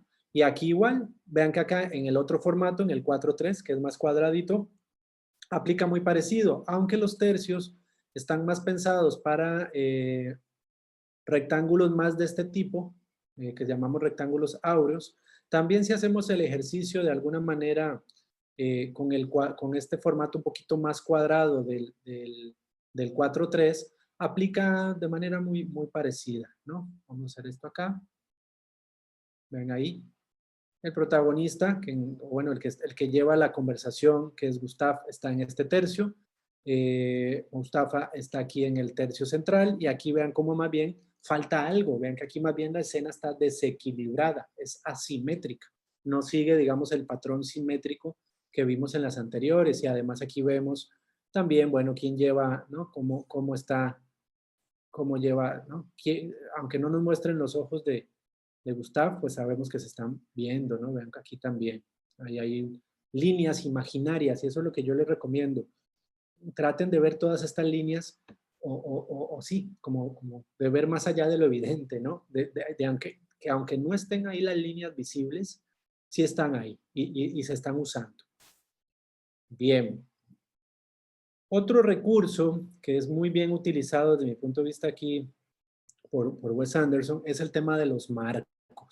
Vean que a lo largo de la película se usan mucho los marcos, ventanas, aquí la reja, ¿no? Principalmente ventanas de diferentes tipos. Y eso también es un recurso visual, es un recurso también de la composición fotográfica para enfatizar aún más la acción que sucede dentro del marco, ¿no? La acción que sucede dentro del marco. Entonces vean acá cómo hay muchas escenas de esta película en donde el énfasis se lo da a través de este uso de marcos como ventanas principalmente, ventanas o puertas. Es un recurso muy utilizado, ¿no? Entonces, obviamente, al enmarcarnos a los personajes y la acción ahí adentro, pues se hace mucho más protagónico, ¿no? Le damos más énfasis a eso. Ahí no me voy a detener mucho porque, bueno, hay muchos ejemplos. Esta es una de mis escenas favoritas también cuando el abogado, no sé si notaron, ¿no? Cuando baja aquí su persianita y hay un reflejo, que es el reflejo de que finalmente lo asesina, ¿no? El matón este, pero ya ahí está muy padre, ¿no? Porque desde que él ya está en la ventana, como que hay una premonición, ¿no? De, ok, cierro mi ventana para que no me vea, pero Nel, aunque la cierre, ahí está, acechándome, ¿no? Y es un recurso muy inteligente de mostrarnos a quién está viendo él a partir de un reflejo. Eso también es fotografía, eso también es composición, eso es manejo de la luz, por supuesto. Aquí otro ejemplo, ¿no? En donde se usa el marco como recurso de composición y volvemos a lo mismo, vean que los colores de afuera son más neutros, tirando a lo calidito, pero neutros finalmente, y adentro también es cálido, excepto por los colores que traen ellos dos. Que ahí de hecho es bien interesante si ustedes van viendo también cómo mm, a pesar de que al inicio Gustav y Mustafa tienen una relación de jerarquía, ¿no? Siempre vistieron igual, es decir, el jefe viste igual, de alguna manera es como, soy tu superior, pero de alguna manera somos iguales y que al final, vean que es bien interesante como le dice, a tu pregunta, sí, yo también empecé siendo botones, empecé desde abajo, y entonces al final tenemos un poco el mismo origen, ¿no? Y de hecho cuando se escapa de la cárcel Gustav, y lo está esperando Mustafa, vean que están vestidos exactamente igual, ¿no? Los mismos colores, la boinita, el trajecito a rayas, la mochilita, y ahí es todavía donde se une, y ahí sí somos iguales, ya no hay ninguna jerarquía, ¿no? Ya ahora sí somos amigos, somos hermanos, como le dice. Y entonces ahí, además del texto de eres mi hermano, somos hermanos, está toda la parte que refuerza ese mensaje. Somos iguales a partir del vestuario o a partir de la paleta de color que se usó en esa determinada escena. Otro recurso que obviamente, bueno, aquí voy a hablar muy rápidamente, ¿no? Pero que también para que veamos cómo a partir de este uso de los planos fotográficos que coinciden con los planos cinematográficos, se cuenta la historia, ¿no? Una historia, pues si ustedes ven una película en este caso, tiene un ritmo, ¿cierto? Hay películas que decimos es que es una película muy lenta o es una película que es más rápida, es una película con un ritmo más dinámico. Al final el ritmo se lo da el editor o editora, que eso es otra parte bien importante en el cine, ¿no? El proceso de edición, que es todo lo que sucede después de filmar. Pero además de la edición, o más bien con qué herramientas trabaja el editor o editora, es que cómo está filmada la película en cuanto a los planos. Y entonces el editor dice, voy a poner aquí en 10 segundos 3 planos diferentes y esto crea un dinamismo. O más bien voy a quedarme con un solo plano durante 20 segundos o 30. Entonces eso hace que la película tenga un ritmo más pausado, más contemplativo, ¿no? Que hay otro tipo de películas así en donde una misma escena, una misma toma o pasa alguien caminando así y dura 10 minutos. Y para muchos es una película aburrida, pero no necesariamente, ¿no? A mí me gusta mucho ese tipo de película porque te da tiempo de analizar todo el encuadre, ¿no? Lo que está aquí al frente, lo que está al fondo, lo que está en la esquina, cada elemento. Y muchas veces, por ejemplo, en este caso de Hotel Budapest, que tiene un ritmo muy rápido, muy dinámico, muy padre para la historia, a veces perdemos eso de ver esos detalles de, mira, si hay 2 lámparas iguales, si hay la misma cantidad de ventanas de este lado, porque estamos concentrados en la historia, evidentemente. Pero a eso voy. Que yo esperaría que con estos elementos así muy generales de cinefotografía, sus series favoritas, incluso, y sus películas que vean a partir de ahora, las vean con otros ojos, que empiecen a analizar estos elementos que están ahí puestos por algo, por algo. Bien, los planos fotográficos básicamente responden a estas dos preguntas. ¿Cuánto? Es decir, ¿cuánto muestro de la realidad? ¿Puedo mostrarlo todo? Como en el caso cuando vimos la escena de todo el hotel así, una toma muy amplia, ¿no? En donde está hablando el escritor con el señor Mustafa, que es esta, ¿no? A eso le llamamos un gran plano general, o podemos irnos a lo pequeño, al detalle, pero vamos a verlo en detalle. Y luego la otra pregunta a la cual responden los planos fotográficos son ¿desde dónde? Ya vamos a ver desde dónde se cuenta la historia. Tiene mucho que ver en la narrativa porque es desde dónde pones la cámara. No es lo mismo contar una historia con la cámara aquí arriba que la cámara viéndome desde abajo más bien, ¿no? O aquí al frente. Tiene que ver con los planos también. Perdón, Mari, ¿cuánto tiempo tengo? Porque no sé si vamos bien de tiempo. Pues yo creo que media hora más, incluyendo ya preguntas y respuestas, Ah, porque hay perfecto. algunos comentarios para no tenerlos aquí sentados Sí, más sí, tiempo. excelente, súper. Gracias. Muy rápidamente, hablamos de planos generales, me refiero a esto, lo pongo así primero con dibujitos. Un gran plano general, nos referimos a eso, en donde lo que importa todavía no son tanto los personajes, sino más bien la generalidad, el contexto, como en este caso. Todavía, digamos, si yo no tuviera otro plano de referencia, ni sé quiénes son ellos, ni sé cómo visten, ni sé si son jóvenes, si son viejos, si son, no sé, porque es tan grande el plano, es tan abierto el plano, que todavía no me acerca para nada a los personajes. Pero esa es la intención del gran plano general, mostrarnos la generalidad, el contexto, primero el dónde. Luego tenemos el plano general, que ya se parece al plano general en que todavía muestra mucho contexto, pero se diferencia en que ya existe un acercamiento mayor al personaje. Es como cuando hacemos zoom, ¿no? Como con el celular o con la cámara, cuando hacemos un acercamiento. Luego tenemos el plano entero. Vean que aquí ya cobra mayor relevancia al personaje. De hecho, también a estos planos se les conoce como, planos según la proporción.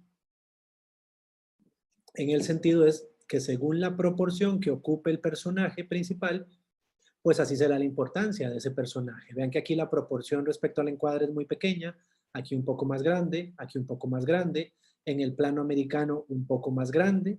Se le conoce al plano americano cuando una persona es fotografiada o filmada de las rodillas para arriba, ¿sí?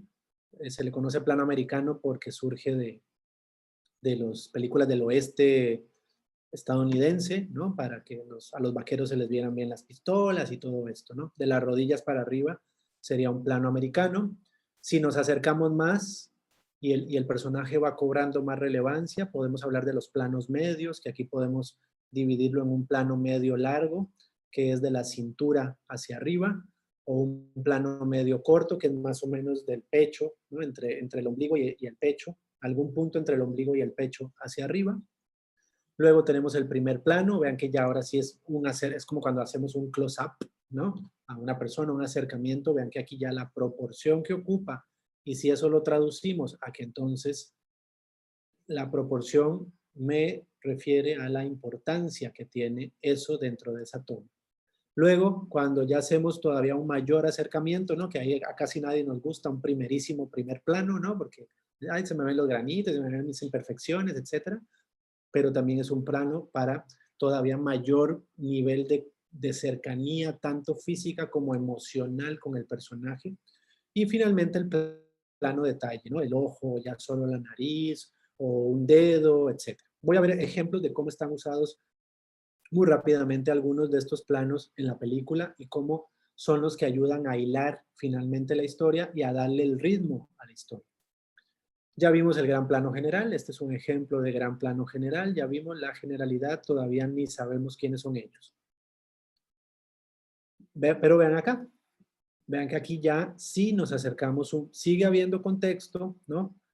nos siguen mostrando en este caso que es un exterior, ¿no? Aquí también, pero vean que ya el personaje ya tiene una proporción mayor a esta, ¿sí? Ya hay un acercamiento mayor. Planos generales es cuando justamente nos cuentan sobre todo cosas del exterior, en donde hay un personaje importante en ese exterior. En este caso, la persona que está leyendo el libro, ya el Gran Hotel, el Gran Hotel Budapest publicado, ¿no? Y el monumento en donde está el homenaje a esto. Y aquí, bueno, los personajes del hotel. Aquí está el plano entero, vean cómo ya se pierde contexto, digamos que aquí ya no, ya no es mostrar si esto es un cuarto, si es pequeño, si es grande, si es la cocina, ya no sabemos mucho dónde. Supondríamos, ¿no? Que es una habitación por todo el contexto que nos dan las anteriores y las consecuentes tomas. Pero si solo nos guiamos por el plano, aquí lo importante es el personaje. Esto le llamamos plano entero, o lo que llamamos cuerpo entero. Aquí le falta un poquito para hacer plano entero con todas las de la ley, pero obviamente son pequeñeces que tampoco es como medido con regla. Pero acá donde el personaje está fotografiado de pies a cabeza, le llamamos plano entero. Obviamente entonces el personaje cobra mayor relevancia en un plano entero que en un plano general y por supuesto que en un gran plano general. Luego vendría el plano americano. Aquí esta escena me gusta mucho porque es un uso muy inteligente del plano americano. Vean acá, todos están fotografiados de las rodillas para arriba. Solamente que Gustav, como está sentado, ¿no? Está en otro nivel, pero sigue siendo de las rodillas hacia arriba. Ese es un plano americano. Aquí igual. Y aquí tal vez lo importante no es tanto ver así como las escenas congeladas, sino sobre todo, y si vuelven a ver la película, que si les gustó, yo les recomiendo que ahora la pueden volver. Yo es casi siempre lo que hago, ¿no? Primero veo la película así, como ustedes la vieron ahorita, y luego si me gustó o me llamó algo de la atención la fotografía, la vuelvo a ver, pero ahora como con este ojo un poquito más frío, ya poniéndole más atención a estos otros elementos que tal vez en la primera vista no los noté.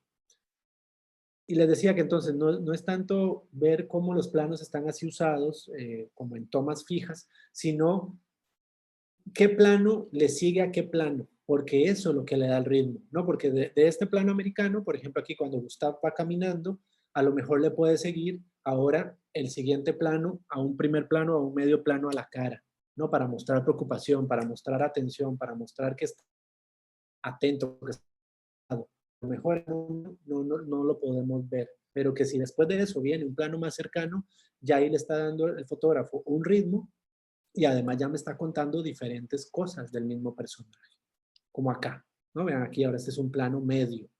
Vean, a todos están ahí de la cintura, tantito más, tantito menos, para arriba. Esto es un plano medio, ¿sí? Que si aquí hiciéramos otro zoom, pues podría ser un medio corto, o un plano, o un primer plano, o un primerísimo primer plano, o un plano detalle de sus ojos, así, no sé, porque va a llorar o lo que fuera, ¿no? No es el caso, pero chequen ustedes, hasta en las telenovelas tienen este recurso, ¿no? Cuando dicen, no sé, Mariana Montserrat, no te cases con Francisco Javier, y hacen un zoom así a los ojos, ¿no? Un close-up así muy medio tosco, ¿no? Pero hasta en las novelas la cámara cuenta algo, ¿no? Cuando hacen un zoom es por algo, porque cuenta algo, porque da énfasis. Planos medios, sobre todo para eso. Este sería un plano medio corto, ven acá, el pecho, digamos, para arriba, y también vean cómo el recurso de la simetría sigue siendo presente, igual acá, ¿no? Simetría también, simetría, simetría, simetría. Entonces se van como uniendo cositas.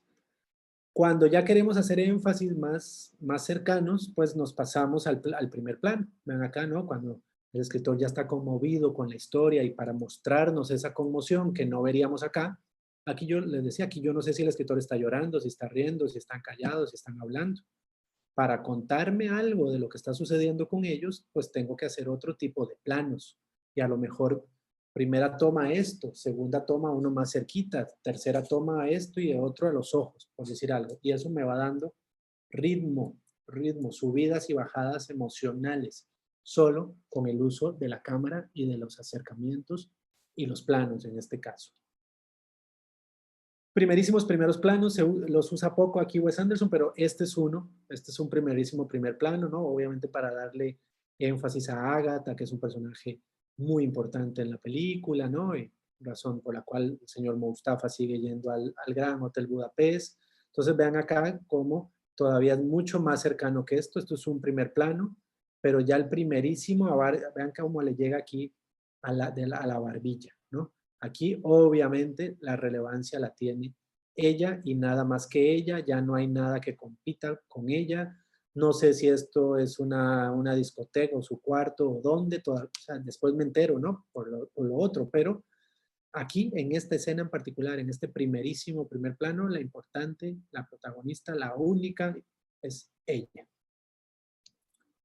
Y luego tenemos los planos detalle, que sería el otro extremo al plano general. Los planos detalle, que también son muy interesantes, muy bonitos en esta película, para mostrarnos cosas que de otra manera obviamente pasarían desapercibidas. De hecho, se acuerdan que aquí pone la lupa, ¿no? Y todavía hace un plano detalle del detalle, que es aquí la combinación de la caja fuerte donde está la pintura. Todos estos son planos detalle, ¿no? Y ahora sí de detallitos que por supuesto aquí no noto, aquí menos, ¿no? Aquí ya empiezo a notar tal vez un poco más, pero no sé qué dice ahí. Para saber qué dice ahí o qué estaría leyendo el abogado, pues necesito planos detalle como esto. ¿Sí? ¿Vamos bien hasta acá? ¿Alguna pregunta, algún comentario? Bueno, si no las dejamos para al ratito. Y la otra pregunta que les decía de ¿desde dónde se cuenta la historia? Que finalmente también se traduce a dónde está colocada la cámara. Y aquí hablábamos también en composición fotográfica de 5 planos principales, ¿sí? Según la posición de la cámara. Cuando la cámara está arriba del personaje o de la acción, de la situación, le llamamos plano cenital, cenital de cenit, cuando el sol está en su punto más perpendicular y directo a la tierra, cenital. Cuando la cámara sigue arriba del personaje, pero ya no a 90, sino aquí como a 45 grados, a esto le llamamos plano picado. Sí, es como, y aquí es importante porque a donde está la cámara colocada, estamos colocados nosotros como espectadores, ¿sí? O el personaje desde el cual está viendo. Por ejemplo, acá, que este sería un plano picado, vean dónde está la cámara arriba, y además le llamamos plano subjetivo, porque digamos que la cámara son los ojos de esta persona, ¿no? Nos está mostrando lo que la persona está viendo desde su propio punto de vista subjetivo. Por eso se le llama también a este tipo de plano subjetivo. Pero por la posición, plano picado, así como en picada la cámara, ¿sí? Cuando está a la misma altura del personaje, le llamamos plano normal o también se le conoce como plano a nivel, justamente está al mismo nivel de la acción. Ahora lo contrario al picado sería el contrapicado, ¿sí? Cuando más bien la cámara está abajo del personaje y por lo tanto nosotros también. Y lo contrario al cenital sería lo que conocemos como un plano nadir. Vamos a ver ejemplos de esto en algunas escenas. Pero aquí también lo importante es que no siempre, pero los planos también tienen una función narrativa. ¿En qué sentido? Si yo coloco a alguien, si yo fotografío a alguien desde un plano contrapicado, que también se le conoce coloquialmente como el plano papada, ¿no? Que se nos ve la papada, que a casi nadie nos gusta, pero es muy usado. Chequen ustedes, por ejemplo, las fotos de Hitler, ¿no? La gran mayoría de fotos que conocemos de Hitler están tomadas desde aquí abajo. ¿Por qué? Porque aquí abajo entonces nos colocan a nosotros y el personaje se ve más grande, se ve poderoso, se ve alto, se ve grande. Chequen la mayoría de personajes históricos así, líderes, la mayoría, sus fotos o sus cuadros, los reyes, etcétera, son muchos así desde abajo, ¿no? Y en cambio, un plano picado más bien empequeñece al personaje, ¿no? Las fotos de niños, las fotos de mascotas, casi todas son tomadas desde este plano, entonces dan ganas de abrazar al niño, de abrazar a la mascota porque lo colocan en una posición de vulnerabilidad. No siempre, obviamente depende de la situación, pero los planos también se usan en ese sentido. Algunos ejemplos, aquí está el plano cenital, ¿no? La cámara completamente está aquí arriba, a 90 grados de estas personas. Aquí está muy padre cuando esta escena de la fuga, ¿no? Porque cuando nos muestran a los fugitivos que están acá, aquí están, nos lo muestran desde un plano, más bien el contrario, nadir, de abajo para arriba. Y cuando nos muestran a los guardias, perdón, nos lo muestran ahora en plano y hacen ese juego, ¿no? De arriba a abajo, cenitales y nadires. Estos son planos cenitales. Ahora este es un plano picado, véanlo ahí. Vean que ya no es así como dron, ¿no? Como, por ejemplo, las fotos con dron por lo general son planos cenitales o picados. Pero véanlo acá, aquí también, esto es un plano picado, vean dónde está la cámara. De hecho, vean, él está viendo, ¿no? A la cámara que está arriba. Ahora aquí más bien a nivel, plano normal a nivel, vean la cámara no está ni arriba ni abajo, está a la altura de ellos y aquí vean son iguales, lo que hablábamos de, también acá este es un bonito ejemplo de cómo visualmente nos muestran que son iguales, están en la misma situación, están en el mismo lío, incluso creo que traen la misma cantidad de cajas, etcétera, ¿no? Perdón, es que va pasando aquí el panadero. Y luego acá vean los contrapicados, lo que hablábamos, los malotes, ¿no? Por lo general son mostrados como más poderosos, que nos den miedo, que nos vean desde arriba, ¿no? Cuando el gigante, ¿no? Así creo que así es el personaje, el preso gigante o algo así. Cuando sale y es un gigante, ¿no? Nos lo muestran desde un plano desde abajo, contrapicado, para que se vea todavía más grande. O en este caso aquí el matón, ¿no? Véanlo aquí también, la cámara está abajo de él, lo hace ver todavía un poco más poderoso. Y lo que vimos, el plano nadir. Plano nadir desde completamente abajo la cámara y vean igual simetría, el uso del marco, aquí la paleta de color una más neutra, que es a lo que quiero entrar y ya para terminar y dar espacio a los comentarios y preguntas. Obviamente la teoría del color requeriría todo, bueno, la composición en general de varios talleres, de varias pláticas y la teoría del color también, pero elementos muy generales de la teoría del color para que vean cómo también el color cumple una función en la composición, pero también en la narrativa, en la historia. Muy rápidamente explico esta herramienta que es el círculo cromático. El círculo cromático es una herramienta que divide los colores según diferentes características. Serían los colores del centro, amarillo, azul y rojo. Los colores secundarios, que son la combinación de los primarios, ¿sí?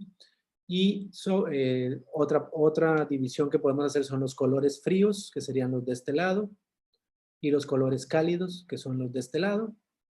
Pero para efectos también fotográficos podemos entender que hay colores complementarios, que son los colores que están viéndose de frente, digamos, polos opuestos, colores complementarios, el verde y el rojo, el amarillo y el violeta, como vimos ahora, o el naranja y el azul, son paletas que llamamos paleta de color cuando se combinan, complementarias.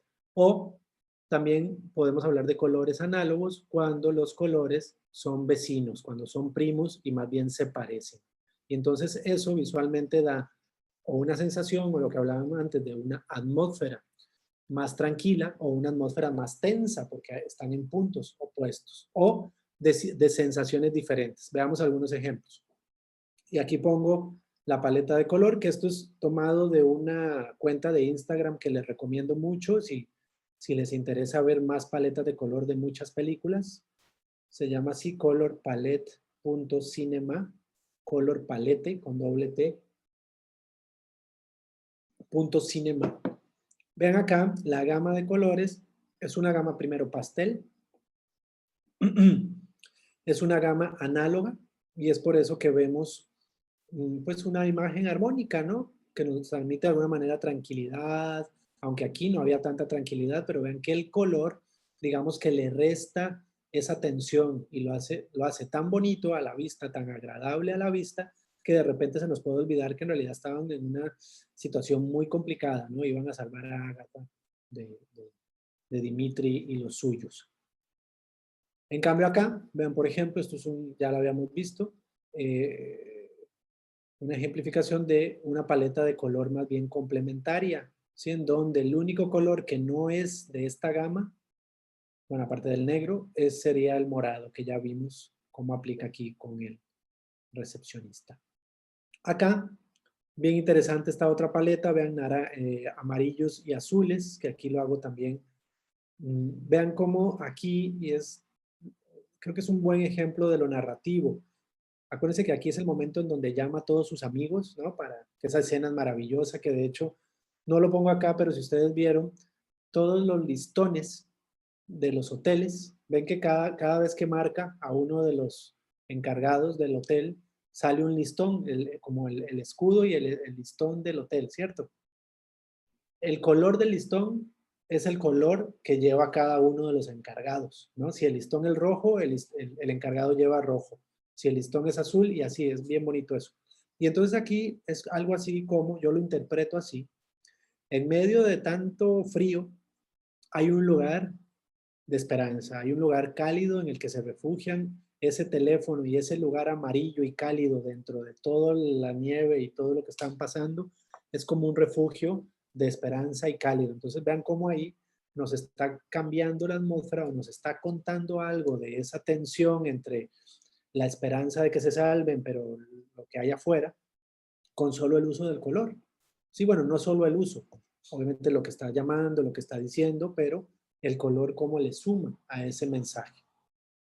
¿Sí? Cambio, vean acá, cuando son situaciones más desesperanzadoras, más tristes, más frías emocionalmente hablando, pues vean la paleta de color, también se vuelve una paleta de color fría, ¿sí? En este caso, cuando están en la cárcel o cuando se acaban de fugar y están hablando de qué hacemos, ¿no? Y ahí está el refugio, amarillo, cálido. O con escala de grises o colores más desaturados, ¿no? Cuando hablamos de colores desaturados, hablamos, un color saturado es como un color muy puro, muy fuerte, un color desaturado es cuando se acerca al gris. Y vean acá, ¿no? En la cárcel, una situación más triste, más penosa, más trágica, pues hay una paleta de color muy poco feliz, muy diferente a esta.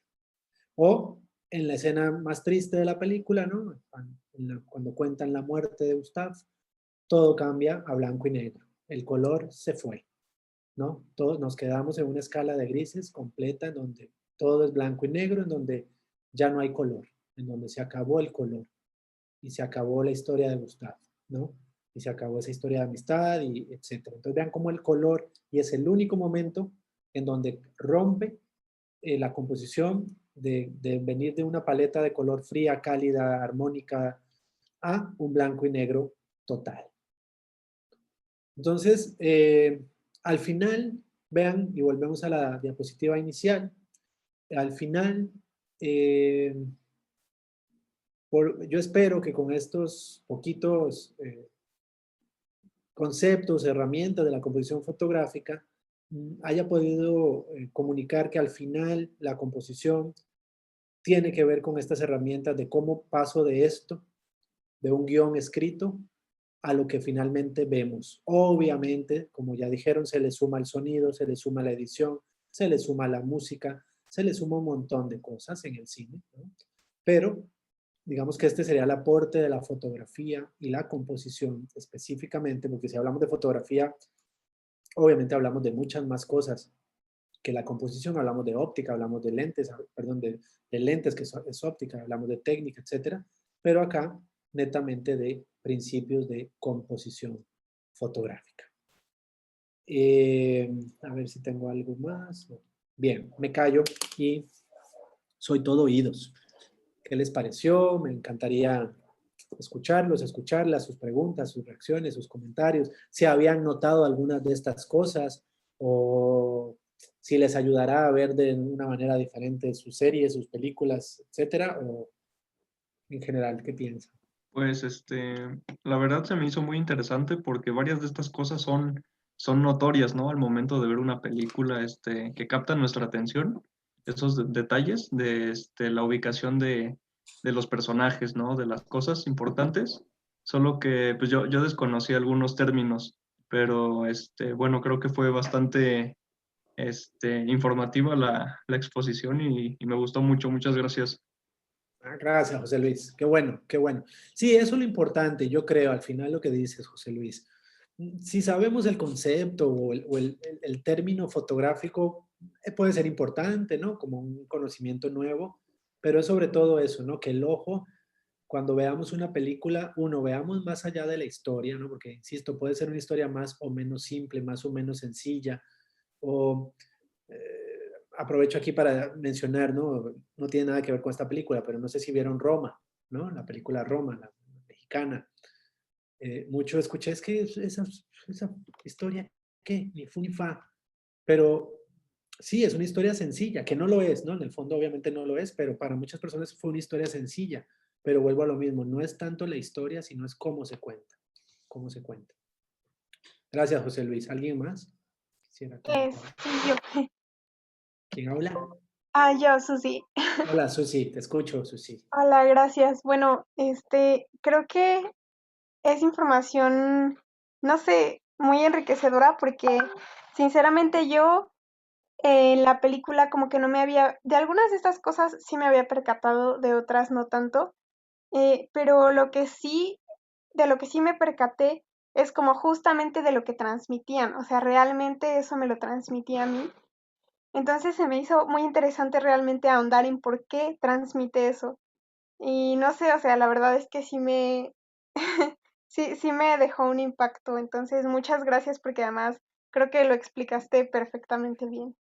Muchas gracias, Susi. Bueno, me alegra mucho este, que le hayas sumado elementos para ver y sobre todo para ver en otras películas y para analizar al final y lo que dices al final para ver por qué. Tal vez puede ser, y me han dicho, es que eso es racionalizar mucho el arte, pero también desde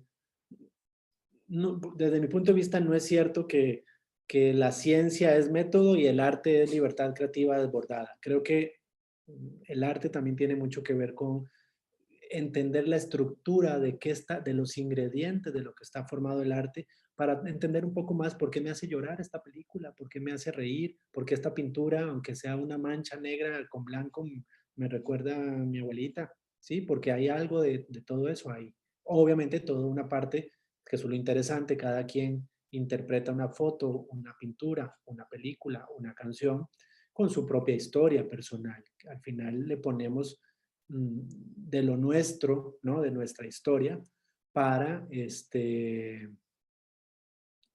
para interpretar el narrativo a esa obra de arte. Ahorita veo también, porque veo que han escrito cosas en el chat, ahorita los veo, claro. ¿Alguien más? Yo, Montserrat Pich. Hola, Monse. Sí, adelante. Pues me parece una película muy completa, aunque su historia puede ser muy sencilla, se me hace muy compleja. Todo lo que está atrás en la producción de toda la película es increíble. Me encantó cómo usted nos pudo contar un poco de la perspectiva que tuvo para hacer toda la perfección, ¿no? Que tuvo el productor para hacer esta película, porque sí, yo muchas cosas las vi en pintura y todo eso, entonces los puntos de fuga, que son cosas que todo para que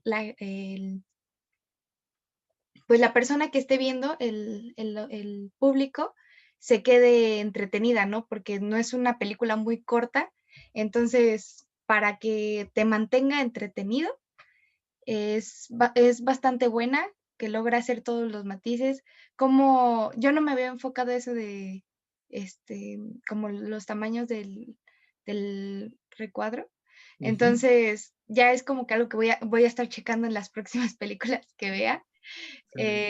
Es interesante cómo hace que cada época se vea diferente que algo muy sencillo que tal vez no lo vemos a la primera, bueno, yo en esta ocasión no me tan cuenta de todos estos detalles, pero creo que ya si la vuelvo a ver, ya voy a estar así como de, fíjate que ya cambió de época porque pasa esto, o los colores, la verdad la paleta de colores es muy interesante, porque hace todo un juego para que tú sigas viendo la película, se acompaña mucho, como usted nos comentó, con los marcos, con la simetría, cuando hace todo como un caos, un desequilibrio en su simetría, es también para mantenerte como ahí metido en la película, ¿no? Entonces, sí me gusta mucho ver este tipo de películas. Antes, cuando pues podíamos salir, iba seguido a la Cineteca, y la Cineteca, las películas que tienen ahí, muchas personas no la entienden. Yo también soy una de esas que no le entienden luego las historias, que me quedo así de, ¿qué? Porque creo que estamos acostumbrados a ver como otro tipo de cine, y este tipo de cine es muy sencillas las historias, pero tienen una complejidad detrás de todo. Entonces, que es increíble e impresionante cómo logra el productor hacer una obra de arte, la verdad. Mil Totalmente. respetos. Muchísimas gracias, de verdad, se me hizo muy completo. Pude recordar muchas cosas que había aprendido o reforzar, y como le comentaba, ya voy a ver de otra manera las películas. Eso, con eso me quedo yo más que satisfecho. Muchas gracias, Monse, por tu comentario, y eso es lo importante. Al final la fotografía es eso, la fotografía, y por qué a mí me gusta la fotografía y por qué es mi manera de ganarme la vida de hace muchos años, es porque me da la posibilidad de ver de otra manera las cosas. Al final es eso, no es saber usar una cámara solamente, sino es justamente lo que dices, fijarte en cosas que para otras personas pueden pasar desapercibidas. Ver en un charco de agua formas, colores, reflejos. Y entonces ahí es donde te dicen, ¿y por qué le tomas foto a ese charquito de agua? ¿Qué tiene de interesante? Bueno, es que para ti es un charco de agua, para mí ahí hay un juego de colores, veo unos, etcétera, etcétera, etcétera. Entonces es eso, la fotografía al final te amplía tu manera de ver el mundo y por supuesto de apreciar las obras de arte de otros. Claro. Gracias, Monse. ¿Alguien más? Y si no, mientras voy a ir leyendo acá algunos comentarios. Dice... Ese recurso de encuadre lo he visto varias veces en videos musicales, dice Marí. Sí, claro, bueno, el video musical, ¿no? El videoclip como tal es bien, bien difícil también porque es como... ¿Han oído hablar de los haikus? ¿No? Los haiku, que es este poema japonés chiquito que en muy pocas palabras, y yo lo veo así, la película es como la novela, ¿no? Pero el videoclip, el video musical es como el haiku, que en muy poco tiempo tienes que poner muchos de estos recursos. Entonces también en cualquier material o en cualquier producción audiovisual, por eso es que hablábamos que son lenguajes primos, hermanos muy, muy cercanos, ¿no? El cine, obviamente, la fotografía, el videojuego incluso, ¿no? El video musical, por supuesto. El video, el video, ¿no? No el cine, sino cuando tomamos un video desde una historia de Instagram, todo esto les puede ayudar a que sus historias tengan un plus, ¿no? A ver qué dice por acá. Ya lo había visto para los streams, pero no lo entendía, dice Emilio. Dice, igual lo he visto en otras películas, pero la verdad no me percaté mucho en esta. Me pasa cuando conectaba el Wii, ahora me doy cuenta que la consola ya tenía que... Claro, eso sí, justamente, ¿no? Porque no me abarca el formato de ciertos videojuegos de ya cierta antigüedad, no me abarca las pantallas de ahorita, ¿no? Los señores hasta se parecen. ¿A qué te referías, Mari, ahí? ¿En cuál momento? ¿Cuáles señores? Anda por ahí, Mari. Estábamos viendo el encuadre y los señores estaban volteando hacia la cámara y parecía que hasta, o sea, los señores En la de de simetría, cuando sentados en el mismo lugar. Sí. Cuando está el abogado. Claro, es genial, ¿no? Eso, ¿y ustedes creen que eso es casual? Obviamente hay un trabajo también de casting, ¿no? Es decir, el que eligió a esos extras, obviamente tiene esa instrucción, ¿no? De ser de rasgos parecidos, obviamente los vamos a vestir igual, vean la iluminación igual, por supuesto, claro, es una muy buena observación. Le suma a esa cuestión de equilibrio, por supuesto, de simetría, claro. Los espacios entre las llaves, sí, sí, sí, vean cómo cada es muy minucioso, es muy minucioso. A ver, esto sirve para los streamings, claro, por supuesto. El streaming es una manera de video, ¿no? De arte visual, de alguna manera, en donde se pueden hacer arte. Yo he visto actualmente, desde que comenzó todo este tema del confinamiento, obras de teatro en donde usan el streaming de una manera tan creativa, ¿no? Y los cuadros y los encuadres, incluso con Zoom, ¿no? Muy, muy, muy interesantemente. Hay toda una metodología detrás del arte, exactamente, José Luis. Yo creo, igual que tú, que en la ciencia y en otras ramas de la humanidad hay un método, y decía que a veces se piensa que el arte no. Yo creo que sí, por supuesto hay metodologías más o menos rígidas, más o menos limitantes, pero si vemos que en el arte hay todo un método y por supuesto en una película también, y más, creo que podemos dominarlo mejor, porque entonces no queda solo a cuando estoy inspirado, a cuando la musa me llegue, sino que es algo que se estudia, que es algo que se entrena, que es algo que se investiga, que es algo que se pone en práctica, que es algo que se prueba y se pone y que va mucho al ensayo y el error, muy parecido a la ciencia, en ese sentido. Avengers, dice, No Manches Frida 2, no la he visto. Las pelis de Barbie, joyas maravillosas, dice por ahí. Eso es interesante. Sí, digamos que así como hay fotos que uno podría definir como banales, ¿cierto? También películas más o menos banales, más o menos frívolas. Yo he aprendido un poco por lo mismo, porque puede ser que la historia sea una estupidez, perdón la palabra, ¿no? Puede ser que sea algo frívolo, algo poco relevante para la vida, para la humanidad, pero a veces tiene cosas visuales bien interesantes, ¿no? El otro día estaba viendo también para un curso, eh, supongo que la conocen, ¿no? A Taylor Swift, ¿no? La cantante. Sí, sí, claro. ¿Sí? Hay un video de ella que está padre. A mí no me gusta particularmente su música. Pienso que está bien hecha, está producida, pero obviamente no me identifico con su música. Pero el otro día vi un video de ella, ya no me acuerdo cómo se llama la canción, pero está tan bien hecho desde el punto de vista fotográfico y tiene un manejo de esto de la paleta de colores, que es, no sé si lo han visto, es como la historia de ella con su novio, bueno, del personaje que hace ella, como con su novio que va pasando por las diferentes etapas del enamoramiento y todos los colores son así súper saturados y colores felices hasta cuando rompe su relación y entonces todo el color va acompañando la historia y además cada escenario donde se lleva cada escena es como un cuarto de una casa y es así un cuadro también en donde toda la paleta de color es muy armónica en cada una de las escenas. Entonces, puede que la música no me guste, ¿no? O la historia de esa película no me guste, o las películas de Barbie o de princesas no, pero ahí también en la animación, por ejemplo, hay un trabajo visual increíble y entonces, si sus ojos le ponen atención a esos detalles y no tanto a la historia o no tanto a si es de Barbie o no, créanme que pueden llegar a disfrutar cualquier otro tipo de arte. Es como, no sé, tengo amigos músicos que me dicen, no me gusta, no sé, no me gusta el reggaetón, ¿no?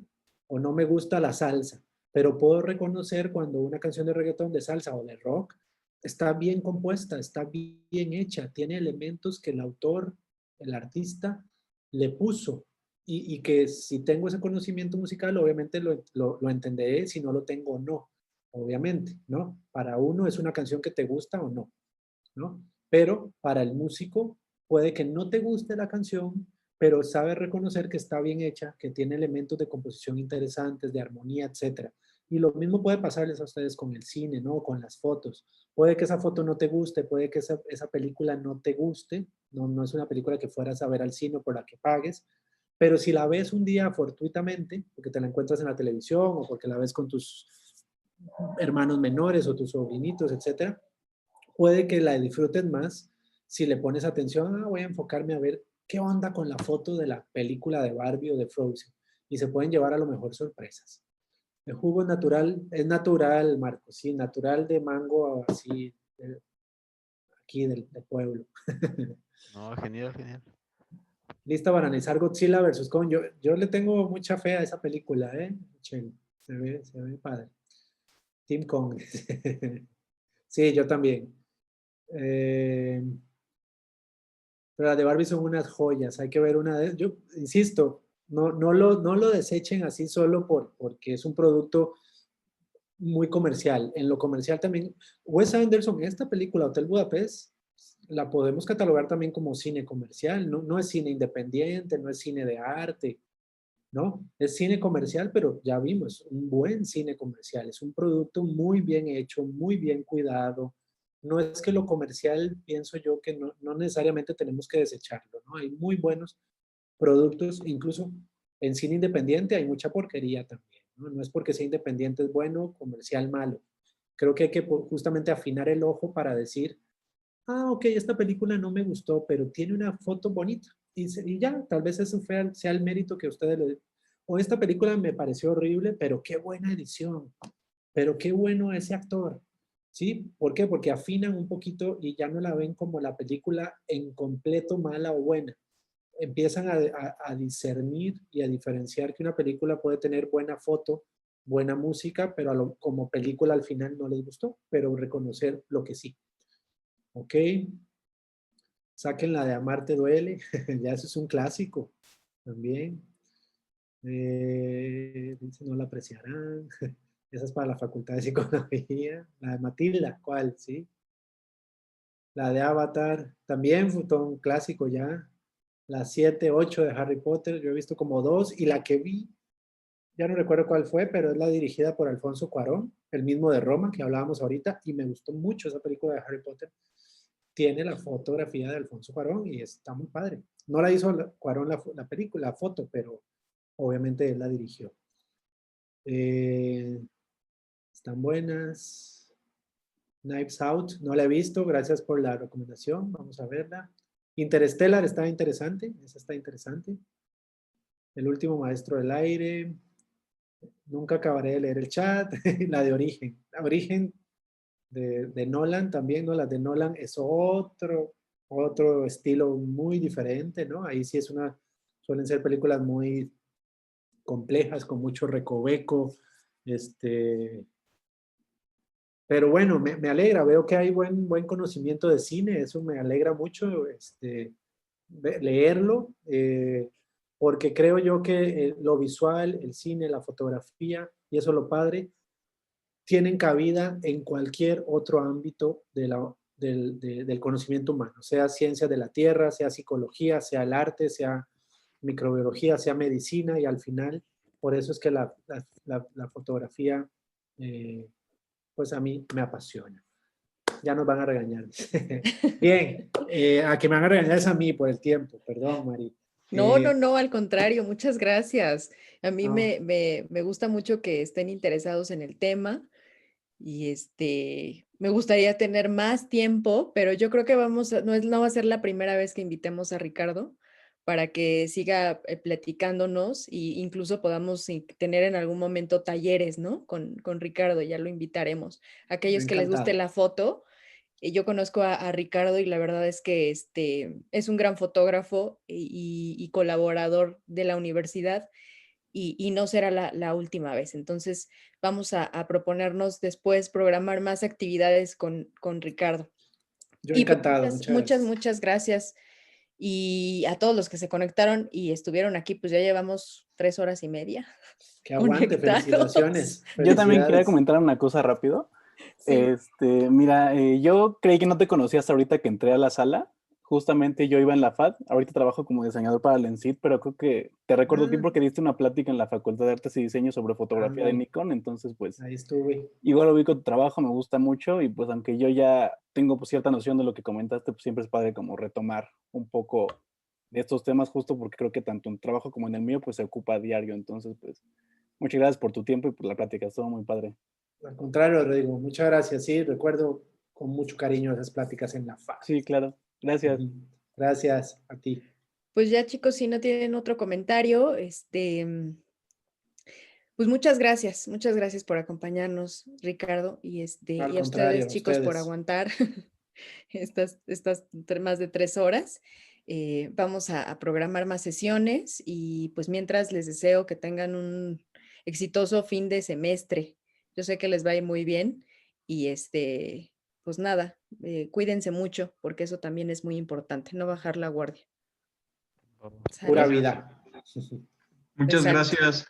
Yes. Cuídense Pues cuídense mucho. mucho. Gracias. Un abrazo y muchas gracias. Gracias.